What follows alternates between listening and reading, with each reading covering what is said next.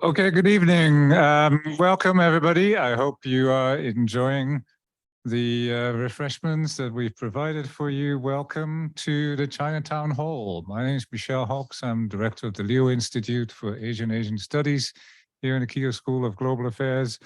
If you've never before attended the Chinatown Hall, there are currently literally hundreds, if not thousands of people all around the United States gathering in places like this, some of them in better weather, some of them without nice food, to be informed about important aspects of what is happening in China and what is happening in the China-US relationship.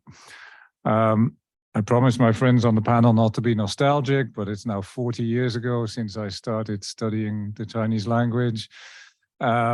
And it is fair to say that in those 40 years, I've mainly been very optimistic, and that optimism is slowly starting to wane. And that applies to both China and the US, by the way. So we will see what our panelists have to say about these things. We will then, after the panel finishes, watch the interview with Jon M. Huntsman, Jr., the former US ambassador to Russia, China, and Singapore. And that's the part that everybody in the country is going to be watching. That's the part that's being provided by the National Committee on U.S. China Relations. And we're very, very delighted to be partnering with them today. So our panel consists of three speakers who will come to the topic from different angles in the order in which you will hear from them. They are Professor Joshua Eisenman, who is Associate Professor of Politics in the Keele School of Global Affairs. And his research focuses on the political economy of China's development and its foreign relations with the United States and also with the Global South, particularly Africa. Next to Joshua is Isheika Cleare, who is a doctoral candidate in the political science department who specializes in international relations and comparative politics. And she describes her research in a wonderful sentence. Isheika is studying East Asian resistance to US hegemonic preferences. And very much looking forward to her contribution. And then last but by no means least, my esteemed colleague, Professor Tengfei Luo, the Dorini Family Professor for Energy Studies in the College of Engineering, where he studies the fundamental physics of energy and mass transport from the molecular and nanoscale using theory, simulations, data-driven approaches, and experiments. And he will talk to us about the very significant obstacles currently present in scientific exchange between scholars in the US and China. So each speaker will speak for about 8 to 10 minutes, and then there will be opportunity for questions. In the audience, we also have James Palmer, Deputy Editor of Foreign Policy and author of the Foreign Policy's weekly China Brief newsletter. We're delighted to have him here as our guest in the Keele School today. We will finish the discussion a few minutes before 7 o'clock so that you can all have a little rest before watching the video. So without further ado, I'd now like to hand over to Josh. Well, thanks so much. Hello, we're good. All right. Well, thank you so much, Michelle. And thanks for the Liu Institute for hosting this event. And my fellow panelists, it's always dangerous to go first. I actually usually like to go last, but I'll hold forth here. And unlike Michelle, I've tended to be more pessimistic most of my career. And to some degree, I've been rewarded for it since the Communist Party of China seems to be making me more right than I ever dreamed I was going to be in terms of their policies and how negative they've been in many regards. So what I want to do here for this 8 to 10 minutes is help explain a bit about why I'm pessimistic about this, and then lay out what I think would be a helpful way to approach China. Now, that's not going to be any answer. I want to lower expectations here, but it's going to be what I would consider the least worst approach that we could take under the circumstances. So I think it's important to understand that I would love to sit here and tell you that rapprochement is around the corner, right? Because I'm a liberal academic. I like to go back and forth to China. I like to teach my students. It's totally in my interest for this to happen. So for me to be pessimistic, it's kind of a downer to me as much as to you. So, I'm with you guys on this one. So in many ways, I think what I'm going to say supports our current China policy, because I see it as basically the best we can do under the circumstances. But I think it's important to begin with a little bit of very quick historical background. As a historian, I hope you won't mind.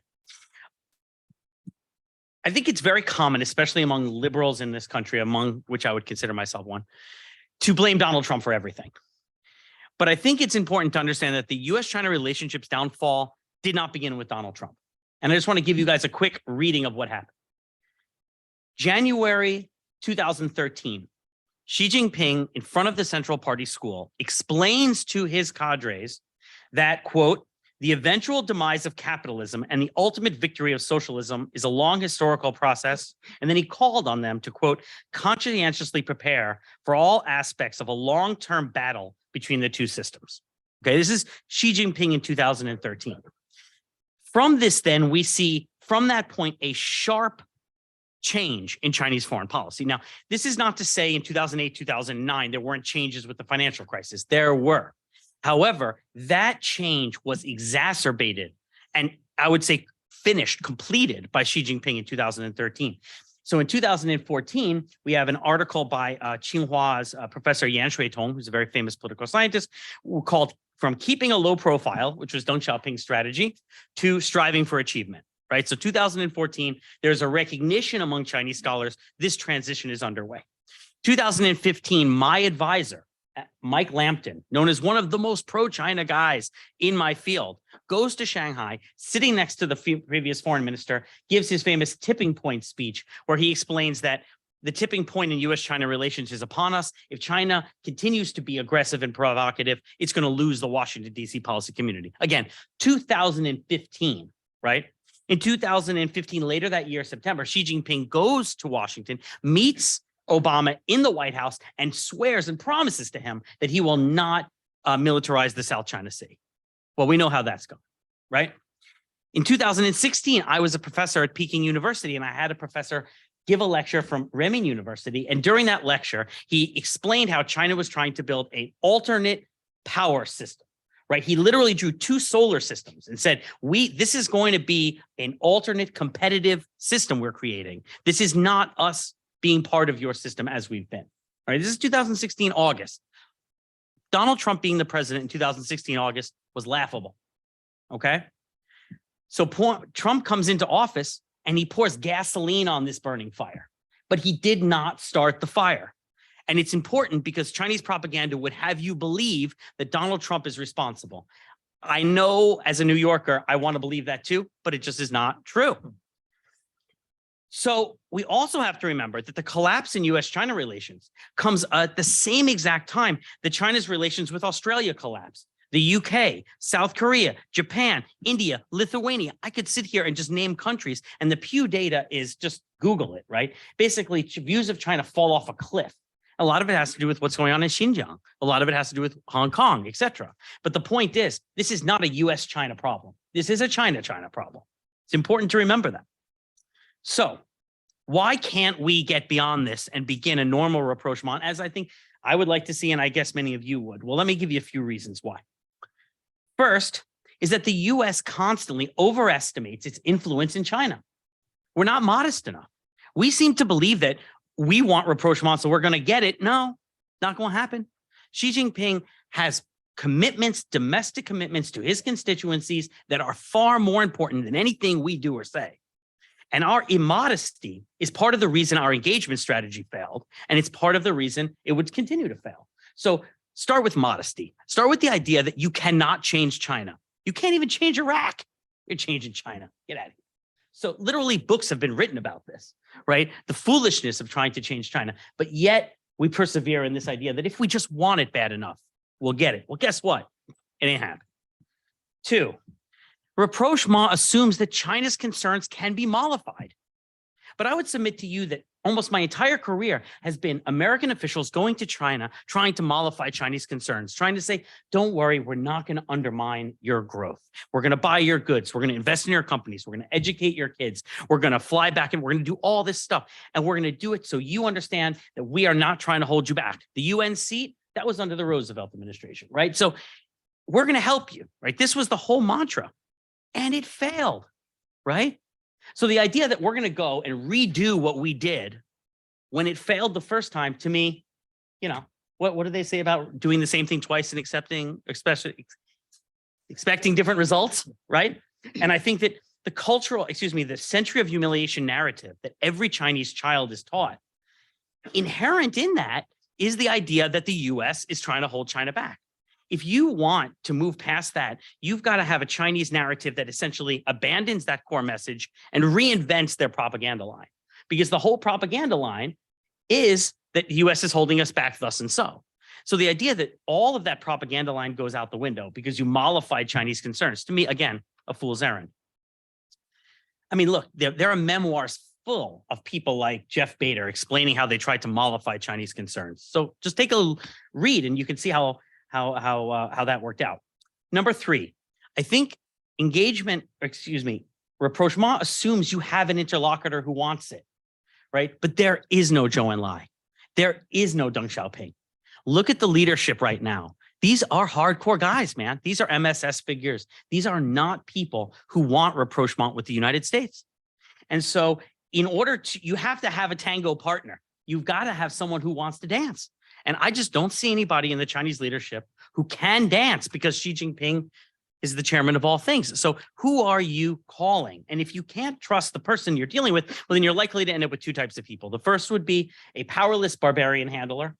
And the other would be more dangerous, somebody who appears to be that, but is actually a security officer in collection mode.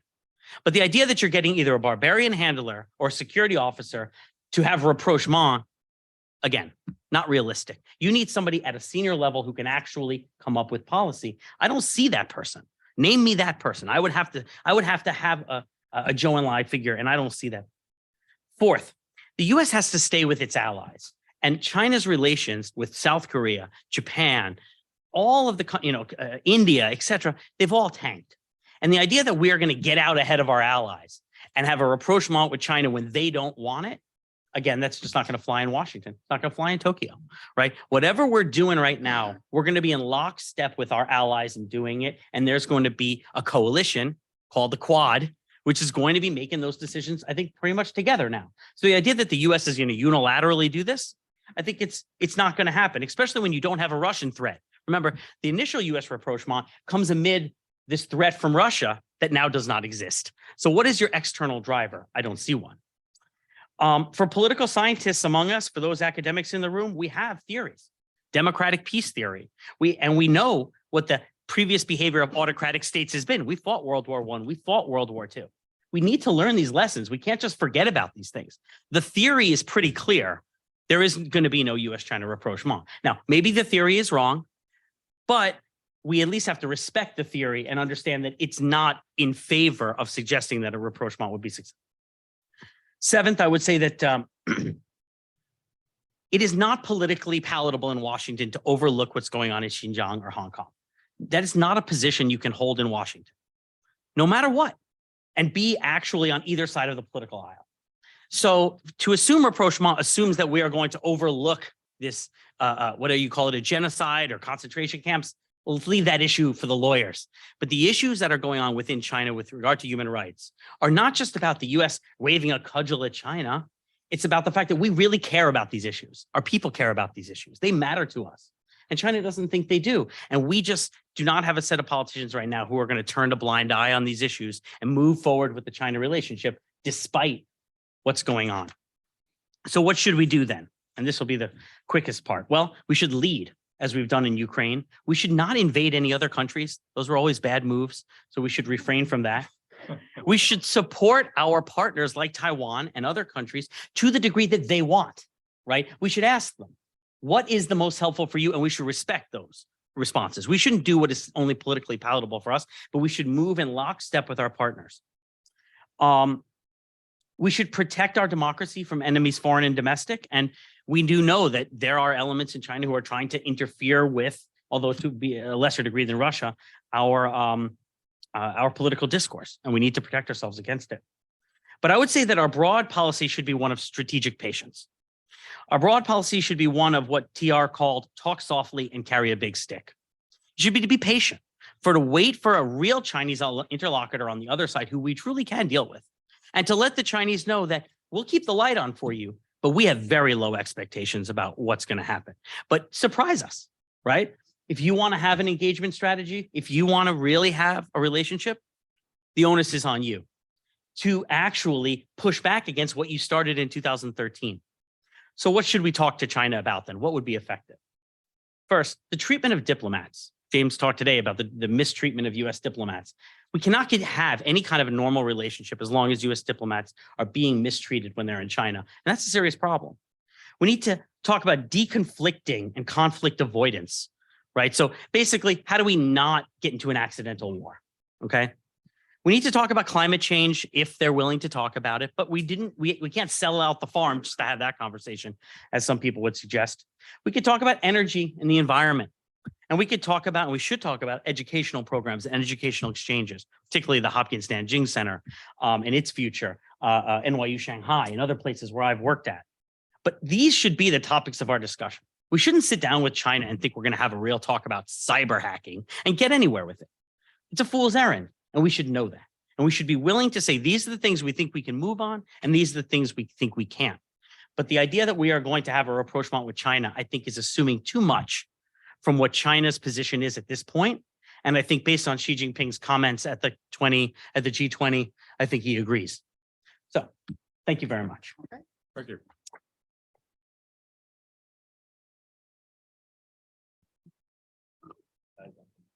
Okay. Joshua, thank you so much for that overview of U.S. China relations. I also want to extend my gratitude to the Liu Institute for hosting this event, and also to all of you for attending in especially chilly weather.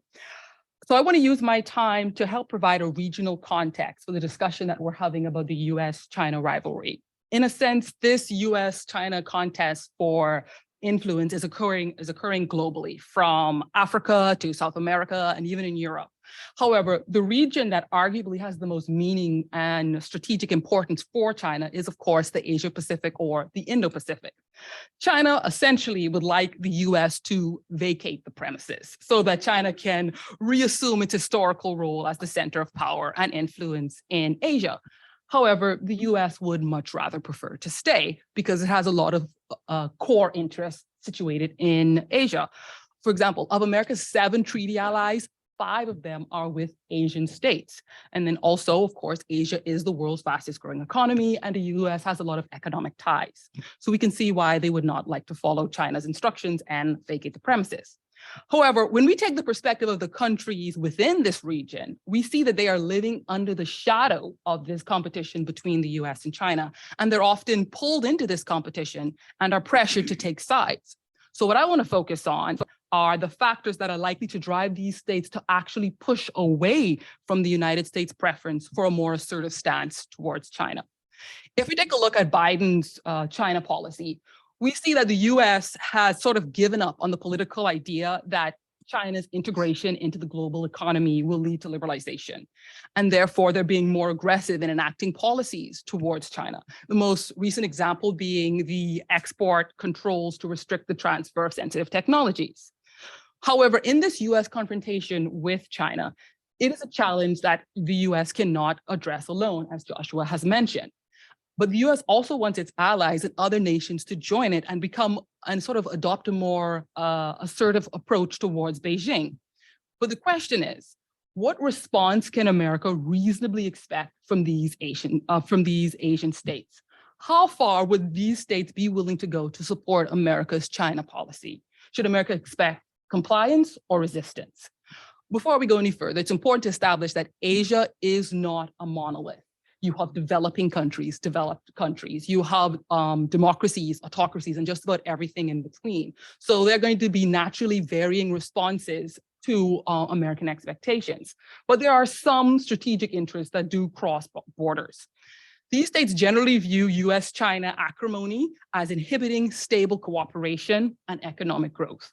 The developing countries are trying to get rich, and developed countries are trying to stay rich. So they would prefer calm coexistence and the continuance of the status quo, in which China provides economic trade and the United States provides security protection and balance.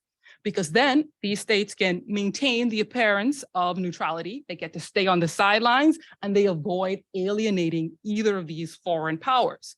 Because essentially alignment with either one has costs and risks.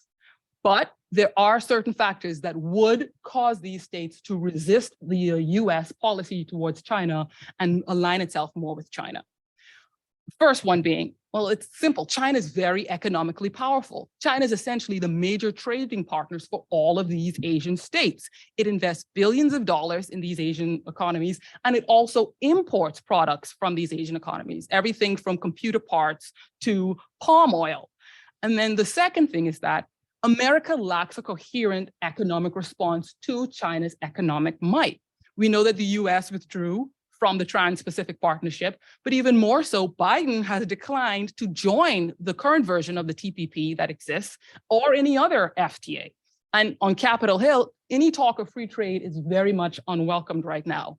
And for states in East Asia and Southeast Asia, this is very disappointing because free trade agreements are viewed by them not only as a mechanism for promoting trade, but also as a way for codifying the laws that will eventually govern trade and investment and the supply chains throughout the region. So they're seeing Washington losing influence in the area of agenda setting. And on top of that, FTAs are a credible sign of willingness to enmesh themselves within the region. So when Washington turns away from this opportunity, it sort of opens the door for China to have more influence. And there's also the usual instance of long on rhetoric, short on action. So there's a sense that whatever you say may be disingenuous. And there's also the long memory of how they were treated during the 1997 East Asian financial crisis when they didn't get the help they would have appreciated from Washington.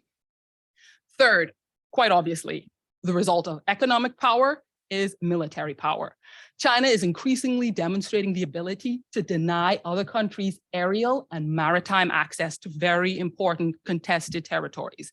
If we look at, for example, Japan and Korea, these are essentially maritime states that are heavily dependent on these common waterways because their economies are very export dependent.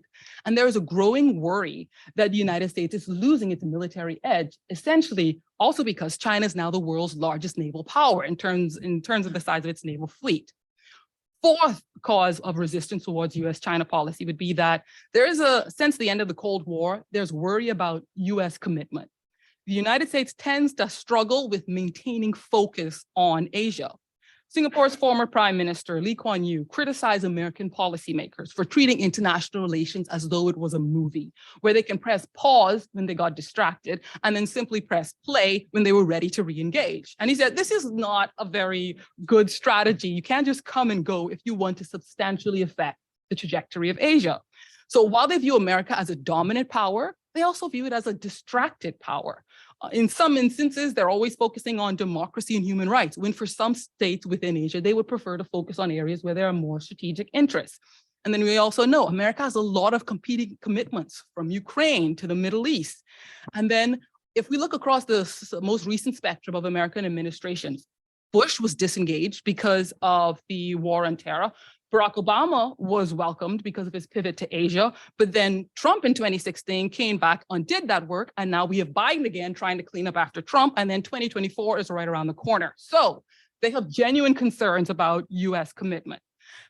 Fifth and final, resistance to American policy. There are doubts about the US political system. I've mentioned Trump, but then there's also issues of institutional competence. Why wasn't COVID-19 handled better?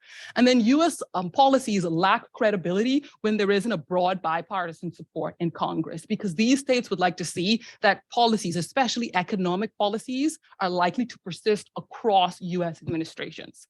So in conclusion, we could see that in the Biden administration, they tend to recognize that they need to avoid a maximalist zero-sum policy towards China. Even in the latest NSS, the National Security Strategy, they distinguish between how they describe Russia and how they describe China. Russia is described as being profoundly dangerous, but with China, they just describe their posture as, we would like to maintain a competitive edge. So they understand they need to sort of talk about it in muted terms. They've avoided a us versus them mentality, which is very alienating to East Asian allies. But nevertheless, these states find themselves unable to escape the reality of this ongoing power struggle, and that results in certain pressures. Nevertheless, they view the United States as having three main problems: a credibility problem, a power problem and a focus problem. So America needs to be able to show that it's willing to fulfill its obligations and promises, that it's able to fulfill its obligations and promises, and that it intends to concentrate on Asia for the long haul instead of coming back to press play and hoping that the movie is just where they left it. Thank you.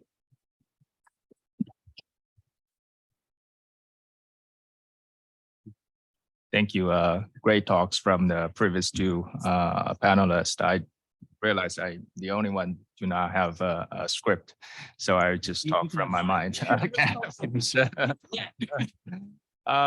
So you two touched upon the policies. We understand these policies are made with the intent to enhance U.S. position to compete with China.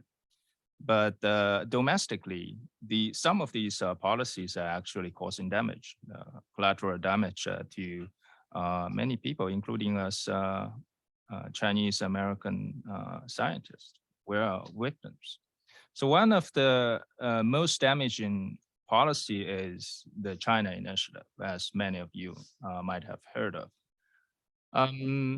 So actually, even before this China Initiative was established in the Trump administration, there have been cases against Chinese scientists in the US.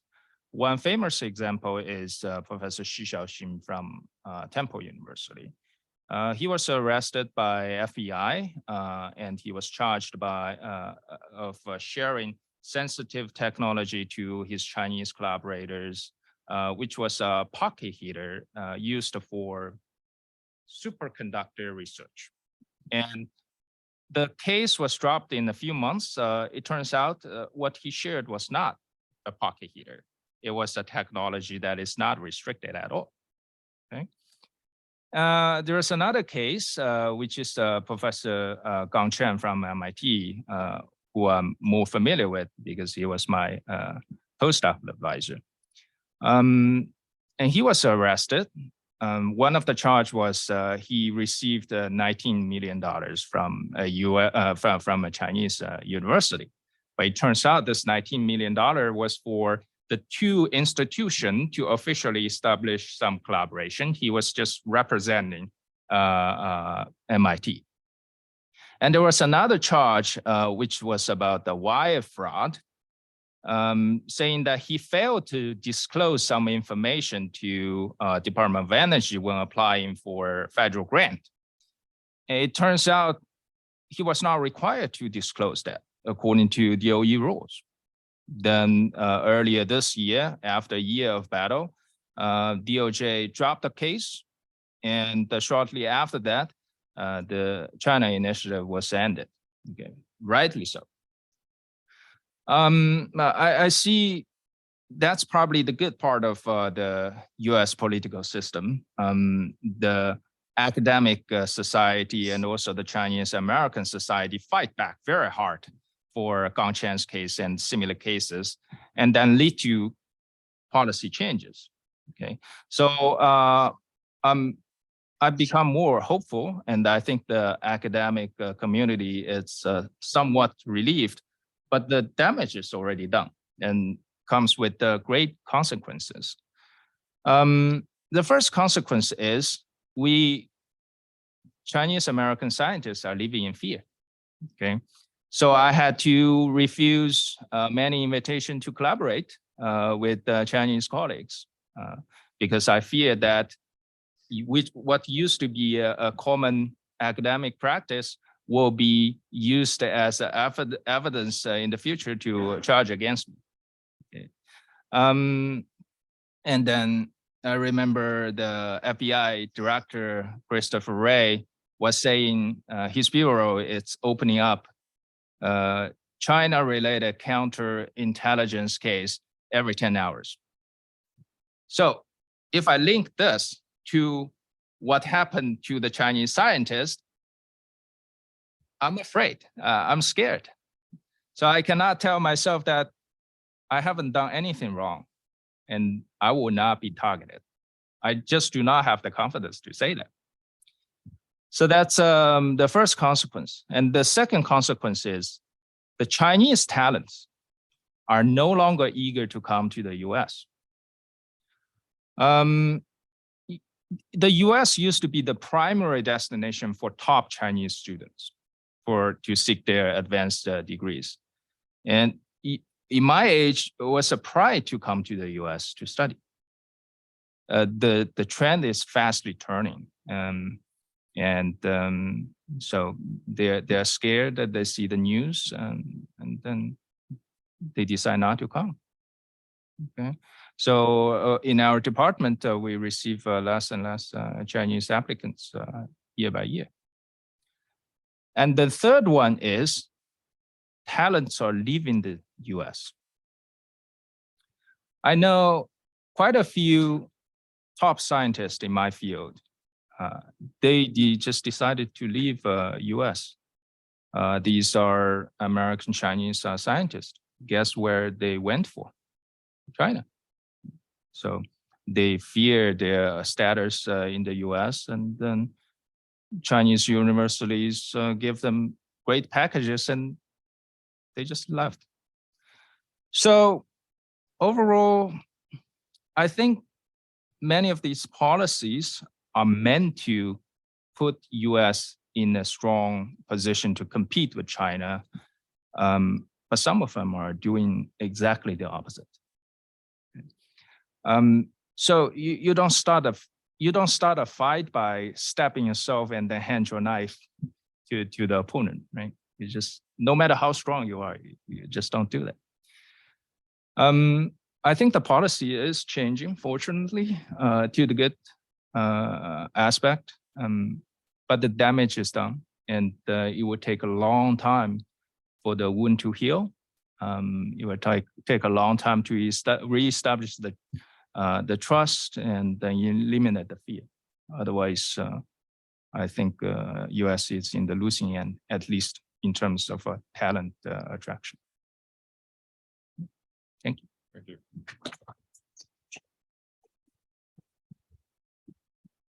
All right, so we have some time for questions and discussion. We're going to have microphones, I think, available for people asking questions. So, including this one, I think. So, as I hand over my microphone, you may raise your hand and Jung, go ahead. It's quick on the draw. Well, thank you very much for those interesting talks. So I'm an economist, so I'll think from that perspective. So if you think about the reason to engage between two countries, there could be different relations. There could be security issues and political issues, but U.S. China relations, economic issues have been a big issue. Trade has been fundamental for the relationship. But first of all, there's an anti-globalization, globalization in terms of reducing trade dependency movement going on, especially between U.S. and China. Another key thing is a lot of East Asia's growth. Many countries initially relied on exporting and trade, but China is trying to move away from that model and increase economic growth that comes from domestic consumption. In some sense, like the US or Japan, where actually domestic consumption is the bigger part of their growth.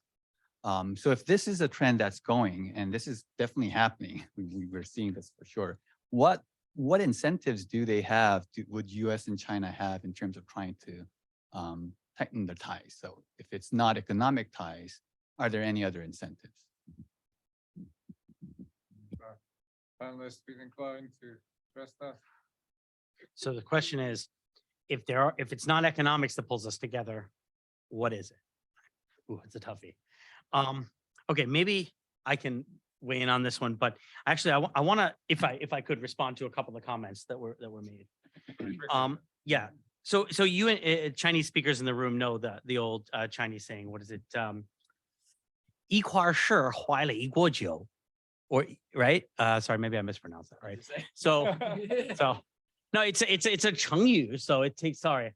So one piece of shit spoils one pot of porridge.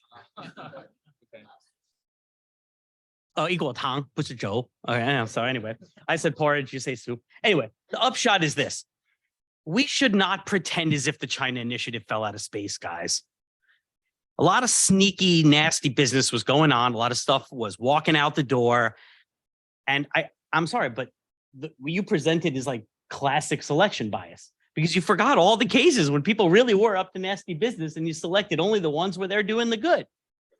But I think that it's important. No, and I will. But I think it's important to recognize that U.S. policy is not formulated based on the desire to destroy U.S. China relations. It's formulated because there's a response to a certain behavior that may go too far or may do things that are wrong, but it doesn't come in a vacuum, right? And so I think both sides need to correct some behavior. I have more to say, but I'll speak to the question. Look, the U.S.-China trade relationship is the biggest trade relationship the world has ever known. You know, U.S.-China trade in 1 month is more than China's trade with all African countries both ways for a year. That's how big it is. And it's just massive. So I do think that the economic connections are really they exist, right? Still, we go to the store, still we see Chinese goods. So I do think that the trade relationship is still really fundamental in terms of advancing what we can do. But I think the educational relationship was also really important. And this is where I agree with what you were saying, that the educational, the cooperation between professors and students, this was really fundamental. And we're losing this, right? Partly because of the policies of zero COVID, partly because of, constriction of visas both ways. We could talk about the reasons, but I think that as long as, we were exchanging students, we were kind of moving in the right direction. And the fact that we're having less of that discussion is where I agree with you. I think that's problematic. So I do see, and I agree with you, that there are issues of concern here because we don't have all the bonds we used to have. And I, like you, am somewhat reluctant to believe that economics alone will do the trick. I mean, the British and the Germans before World War I were great trading partners, didn't stop them from going to war. So I share your concern. And that's why I listed those things at the end: energy, the environment, treatment of diplomats, education, right? Where I do believe we need to have some discussions. The question is, can we have those discussions and actually have productive outcomes of them? Because I'm afraid of a dialogue fatigue where if we don't have any progress, then people just say, well, what's the point of the dialogue? So I would love to see these things go on, but I'd love to see outcomes rather than simply dialogues about. So anyway, that's my best shot. Right, let's collect some more questions. Susan, the microphone.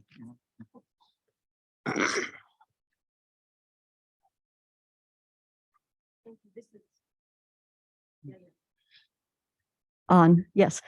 Thank you for these thoughtful remarks. I wanted to ask if you could just comment slightly on the Ukraine situation, Ukraine and Russia, because it looks like China is trying to sort of have it both ways a little bit. They're sort of not entirely on board with Russia, but they're also not repudiating Russia completely. And so there's the U.S., China, Russia, Taiwan, Ukraine, Germany, there are a lot of alignments that are not all or nothing or black and white. And I wondered if you could just say something about that. You guys want to start this time? Well, if I were to, this is obviously not my area of expertise because I specifically look at East Asian relations, but I would say that I would understand why China would be reticent to be very gung-ho behind Russia's behavior, because China is trying to engage in its own charm offensive among its neighbors. If everyone knows that it's quite powerful, and it's always trying to sort of hide that power and say, trust me, I'm your friend, be calm, sort of be soothing, but it's not necessarily very believable. And so if it were to be more aggressive in these language, it would also play badly to the audience back home, where they're trying to make their neighbors feel calm, that they have a really, really big behemoth right next to them. So I could see why they would not be that aggressive in their terminologies. We had a question over there. Oh. Can I make a comment about that? I think it's not Chinese. China is not on board with Russia. It is. It's just because of the external pressure from the Western countries, then they cannot go to larger step. Actually, I want to take this opportunity to respond to Josh. That's good. Let's have a debate. So no, this is not a debate. You said that I selected cases. If you look at the stats, all of the charges are not about the technology transfer.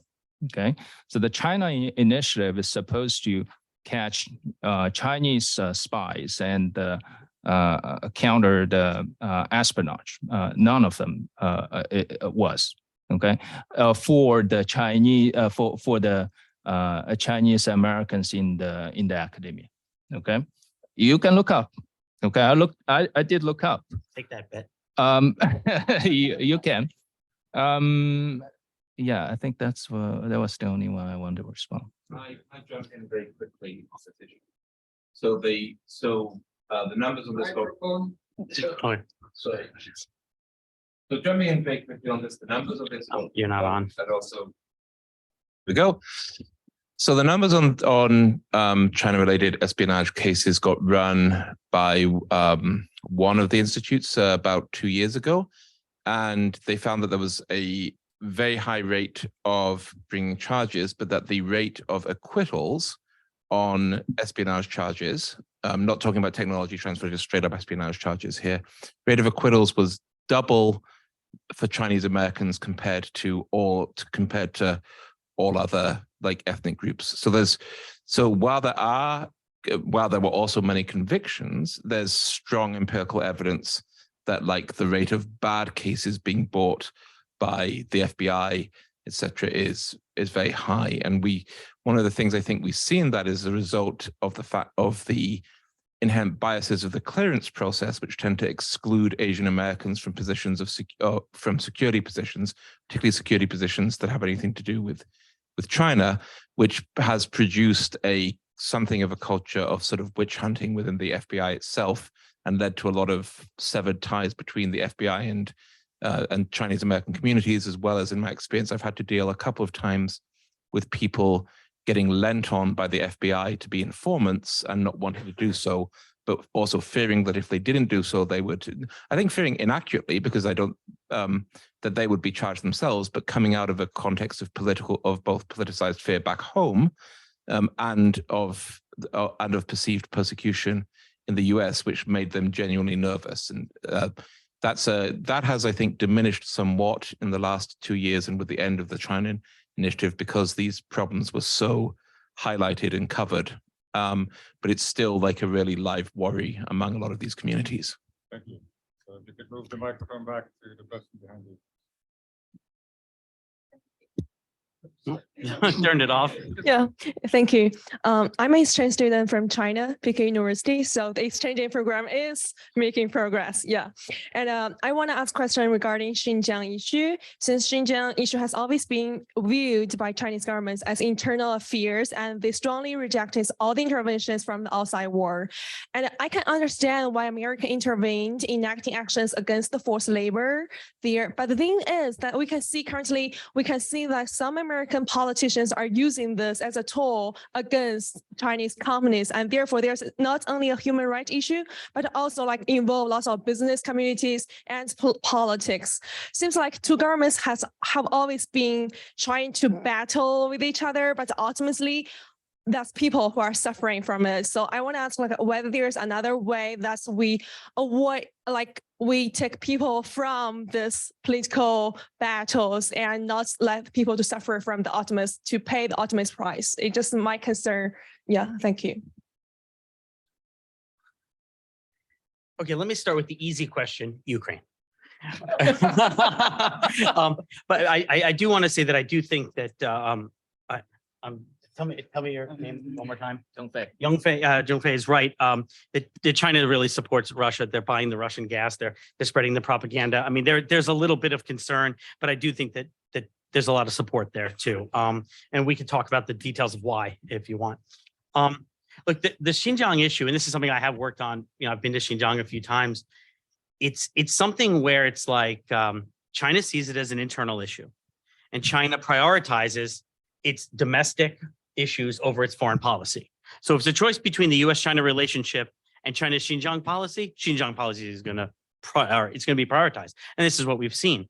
But I think that and I said this actually in a dialogue with the foreign ministry not too long ago, but the data we've seen in terms of the way that China is viewed in the world crashes after China starts its crackdowns in Xinjiang and opens its camps. And you could just look at the Pew data, it falls off a cliff all around the world. And so China just has a choice to make. Is it going to continue to prioritize these camps? Is it going to continue to prioritize this strike hard campaign? Or is it going to have a good international reputation? But the numbers are clear, and this is not me putting it, this is what the numbers say. It cannot have both. It cannot both run these concentration camps, crack down on Hong Kong, right, and be worldly respected around the world. It's got to choose. And I believe it has chosen, and that choice is to continue its policies in Xinjiang. And the response is that liberal people who believe that humans, have rights are going to oppose those policies. And there really isn't much room in between for us to do any otherwise, so I feel like we're caught here. We're caught between China's desire to continue this policy and our values in this country and in liberal countries around the world. So, in many ways, this is totally up to Xi Jinping. It's totally up to the leadership of the Communist Party. If they wish to change their policies in Xinjiang, then they'll have a commiserate response of change. But I can assure you one thing, there are not people in Washington who are saying, ooh, I'm so happy this Xinjiang thing is happening, so I have a cudgel to wield against China. That's not the thinking. The thinking is, oh crap, the U.S. China relationship is pulled down by yet another thing, which we can't seem to address. And so when you turn to people who actually care about human rights and you say, this is not happening, you are all insane. What you are seeing and saying does not exist. No positive relationship can come of that. And that's China's policy on Xinjiang. You are all having mass delusion. These are not the droids you're looking for. And to Americans and to others around the world, I think that's insulting. We have the satellite imagery. We know what's going on. So I think that this is a problem you rightly raise, and it's a problem in the U.S. China relationship. But I think the U.S. side would probably rather have China alter its domestic policies, but knowing full well that's very unlikely to happen at this time. Yeah, thank you. Yeah. Sorry, there are more questions. So please, yes, over there in the back. You can jump in Can we this have one. the microphone? Oh, those are more of a tag. What you were saying. Good.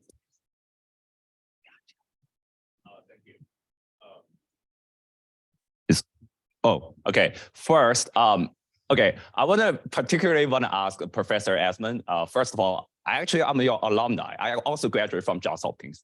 So I just saw, look at your website. So, but secondly, so regarding to the Xinjiang issue, I personally have been living there for years, in fact.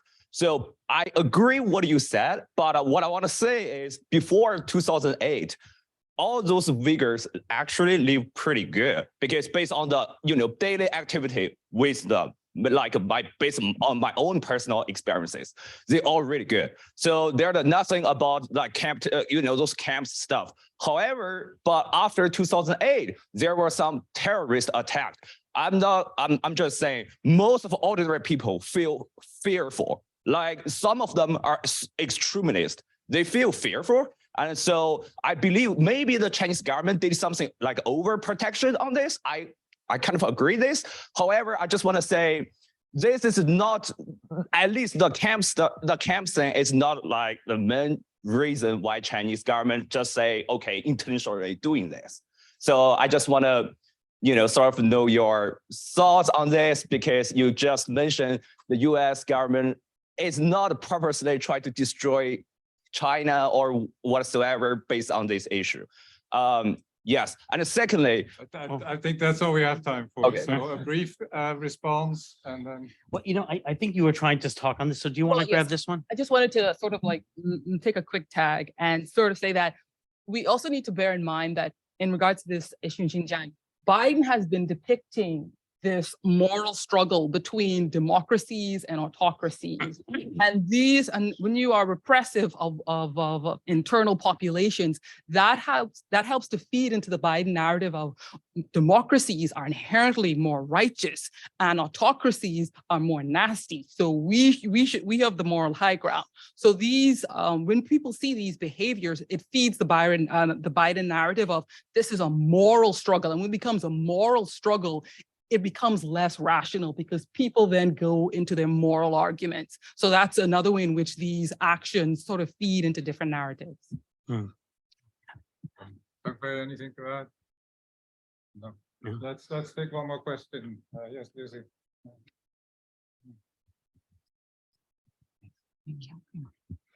Thank you so much. So I actually just have, I think, a really basic question at this point.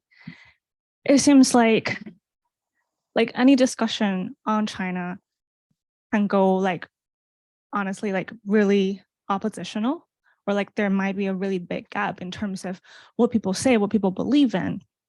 And I guess as a super, super young scholar working on things related to China, I'm wondering, is there any way to bridge that gap a little bit?